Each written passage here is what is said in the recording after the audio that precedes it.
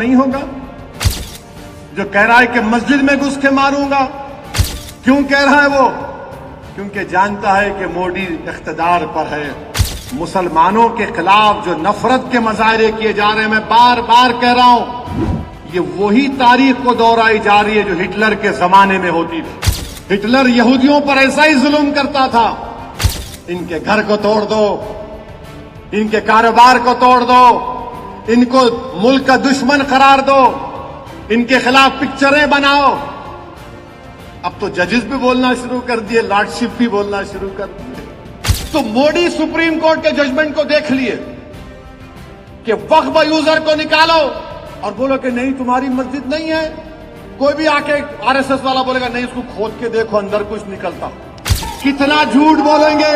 ارے R S S کے جھوٹوں، B J پی کے جھوٹ بولنے والے، فیکٹری چلانے والوں، ٹی وی کے اسٹوڈیو میں بیٹھ کر مودی کا باجا بجانے والوں، بے شرموں.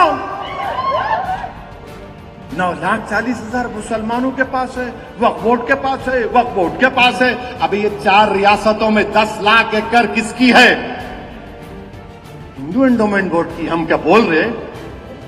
نہیں، آپ نے کیسا ہے؟ ارے تمہارے باپ کی دی ہوئی نہیں ہے، یہ گورنمنٹ کی نہیں دی ہوئی ہے. ہمارے آبا اجداد نے اپنے خون کی گاڑے پیسے کی کمائی سے اس کو وقف کیا. یہ قانون اس لیے بنایا جا رہا ہے کہ کاشی متھرا کی مسجدوں کو ہم سے چھین لیا جائے. آر ایس ایس بولتی کہ 30,000 مسجدیں ہماری ہیں، مسلمانوں کی نہیں ہیں. مودی پچھلے دروازے سے چھیننا چاہ رہے. اب مودی کیا بول رہے؟ میں ہندوؤں کا لیڈر. آپ شیخ حسینہ کو ایسا کر لیے کہ بنگلہ دیش کو بھول گئے، شیخ حسینہ کو یاد کر لیے. ہم بنگلہ دیش ہمارا پڑوسی ہے، وہاں پر پاکستان اگر اپنے قدم جمائے گا تو پاکستان ٹیررزم کرے گا بھارت میں. ہم کو تو بنگلہ دیشوں کا ساتھ دینا تھا، شیخ حسینہ کا کیوں دیے؟ تم بنگلہ دیش سے دوستی کرو، روکو پاکستان کو وہاں پر اپنے قدم جمانے سے. مگر نہیں، مودی نہیں، شیخ حسینہ نو. ارے بھائی، آپ کو ان سے اتنی محبت ہے، بول لو ختم کرو، پر بنگلہ دیش کو دوستی کرو. نہیں، شیخ حسینہ. حاجی سیاد علی احتجاج کیے، پولیس کو میسر دیے، گڑبڑ ہو گئی، انہوں سمجھائے، پتھر پھینک دیے. تو مدھیہ پردیش کی پولیس بلڈوزر لے جا کر 20,000 اسکوائر فٹ کا گھر توڑ دیے. 20,000 اسکوائر فٹ کا.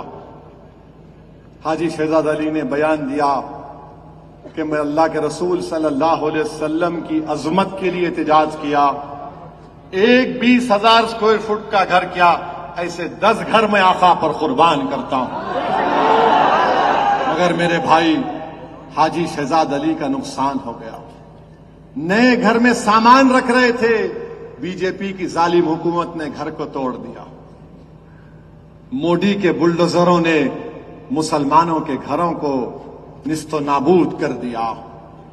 مودی کے بلڈوزروں نے مسلمانوں کے گھروں کو چن چن کر، ایک محلے میں 20 گھر ہے تو ایک مدھیہ پردیش کا ڈی ایم بول رہا ہے کہ صرف مسلمانوں کے گھر کو توڑوں گا، صرف مسلمانوں کے گھروں کو توڑ دیا جا رہا ہے. اور پھر کوئی ایک مہاراشٹرا میں بول رہا ہے کہ مسجد میں گھس کے ماروں گا. سنیے، مسجد میں گھس کے ماروں گا. پرائم منسٹر، کیا قانون اس پر لاگو نہیں ہوگا جو کہہ رہا ہے کہ مسجد میں گھس کے ماروں گا؟ کیوں کہہ رہا ہے وہ؟ کیونکہ جانتا ہے کہ مودی اقتدار پر ہے، اسی لیے مسجد میں گھس کے ماروں گا. میرے بھائی، اس ملک میں مسلمانوں کے خلاف جو نفرت کے مظاہرے کیے جا رہے ہیں، میں بار بار کہہ رہا ہوں، یہ وہی تاریخ کو دہرائی جا رہی ہے جو ہٹلر کے زمانے میں ہوتی تھی. ہٹلر کے زمانے میں ہٹلر یہودیوں پر ایسا ہی ظلم کرتا تھا. ان کے گھر کو توڑ دو، ان کے کاروبار کو توڑ دو، ان کو ملک کا دشمن قرار دو. ان کے خلاف پکچریں بناؤ. اب تو ججز بھی بولنا شروع کر دیے, لارڈشپ بھی بولنا شروع کر دیے. میرے بھائی جاگو, متحد ہو جاؤ. یہ نفرت جو مسلمانوں کے خلاف پیدا کر دی گئی ہے, اب کوئی بولنے کے لیے تیار نہیں ہے. مہاراشٹرا میں کوئی سیکولر پارٹی کا لیڈر اس ظالم کے خلاف بولنے کے لیے تیار نہیں ہے جس نے ہمارے آقا محمد صلی اللہ علیہ وسلم کے شان میں گستاخی کرنے کی کوشش کی. سوائے امتیاز جلیل کے کوئی آواز نہیں اٹھا رہا ہے. میں نے امتیاز جلیل سے کہا, مجلس کے ذمہ داروں سے کہا, اپنا فرض آپ نبھا رہے ہیں, اللہ آپ کو سلامت رکھے, اللہ آپ کی کوششوں میں برکت عطا کرے گا, اللہ کامیاب کرے گا. میرے عزیز دوستوں اور بزرگوں, پھر آپ یہ بھی دیکھتے ہیں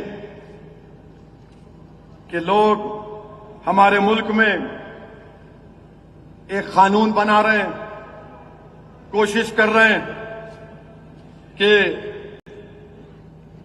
وقف کی جائیداد ہم سے چھین لی جائے. میں بار بار کہہ رہا ہوں, بی جے پی والے بولتے پورے ملک میں اویسی جا کر لوگوں کو اکسارا. انہیں ہی بول رہا مسجدیں چھین لیں گے, درگاہ چھین لیں گے, قبرستان چھین لیں گے, عیدگاہ چھین لیں گے, زمینات چھین لیں گے. بی جے پی والوں, تم میری سچائی کا سامنا نہیں کر سکتے.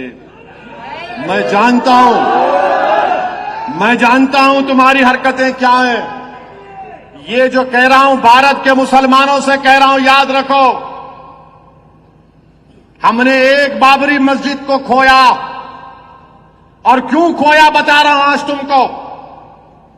یہ جو قانون موڈی لائے ہیں, بل لائے ہیں, قانون نہیں بنا ابھی, اس میں وقف بائی یوزر ہے. یعنی آپ کسی چیز کو استعمال کرتے ہیں تو اس سے اس کے استعمال پر وہ وقف ہو جاتی ہے.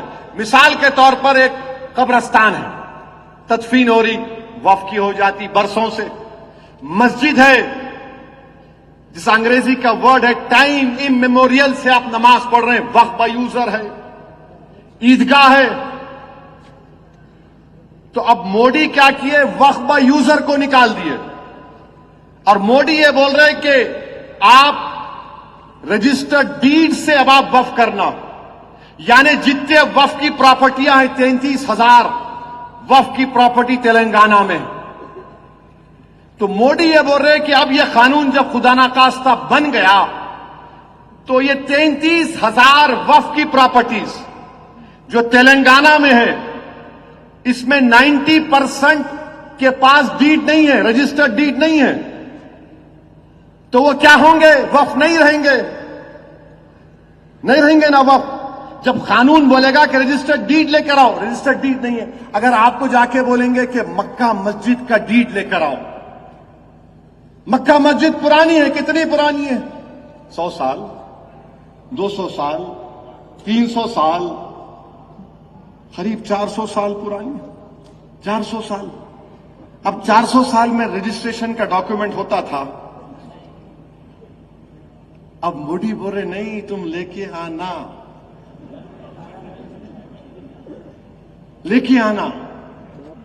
تو گئی ہماری مسجد, جاتی نہیں جاتی. وقف بائی یوزر ختم ہوا تو گیا نا. اب سپریم کورٹ میں جب بابری مسجد کا فیصلہ آیا, سپریم کورٹ نے کہا کہ مسلمانوں نے بابری مسجد کو یوز نہیں کر رہی تھی, آپ وقف بائی یوزر نہیں تھے, اس لیے مسجد آپ سے چھین لی گئی. تو موڈی سپریم کورٹ کے ججمنٹ کو دیکھ لیے کہ وقف بائی یوزر کو نکالو اور بولو کہ نہیں تمہاری مسجد نہیں ہے. کوئی بھی آ کے RSS والا بولے گا نہیں اس کو